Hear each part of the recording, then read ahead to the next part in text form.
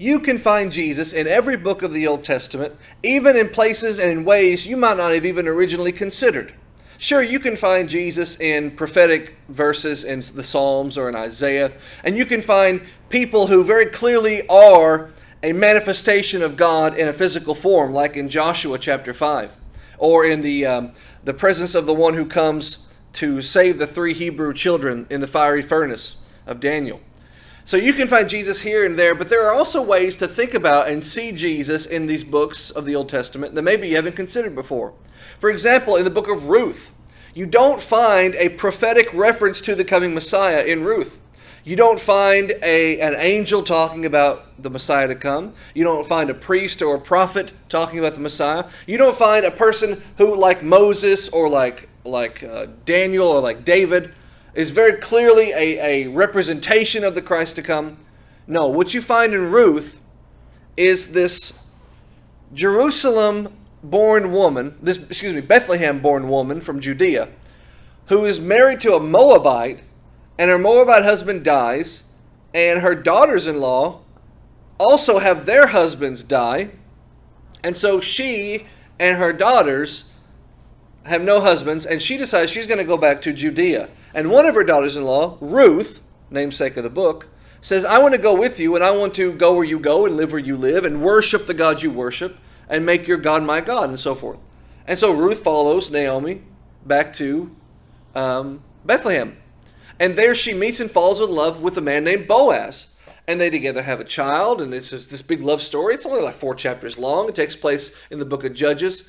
But you have this little love story, and you might read that book of Ruth and think, what's the point of this book? Why do I have this? Why do I need this in my Bible? And then you get to the end of the book of Ruth, and you realize that Ruth and Boaz are the great-great-grandparents of David, the king of Israel. Ruth and Boaz have a son named Obed, who has a son named Jesse, who has a son named David, who would be born of Bethlehem and become king of Israel, and himself kickstart the royal lineage of Jesus.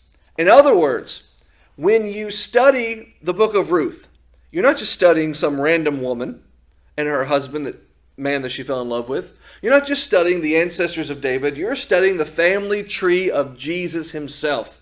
When you look for Jesus in the Old Testament, don't just look for the man himself. Look for Jesus in the Old Testament the same way you would look for yourself in a family album. You don't see yourself in every picture, but you see something of yourself, maybe, in someone. Or you see something that reminds you of your childhood in a picture. Or you see an ancestor and you think, I can't believe this person lived that life that long ago and they're related to me. You read Ruth, and that's the connection you make to Jesus. This person lived this life a long time ago, but it led to the coming of Jesus Christ. Incidentally, when you read the book of Joshua, and you read about the spies who go into Jericho and how they're protected by the woman Rahab, the harlot. And then the walls fall down, and Rahab was promised that she'd be preserved and she'd be taken care of and protected because she saved the Hebrew spies. Later on, you don't really read about what happened to Rahab. You don't know what happened to her. Where'd she go? What was her life like? You don't know. But later on, you read the book of Ruth, and you read about Ruth and Boaz. And then later on, you read the book of Matthew, as Matthew opens his book with the genealogy of Jesus.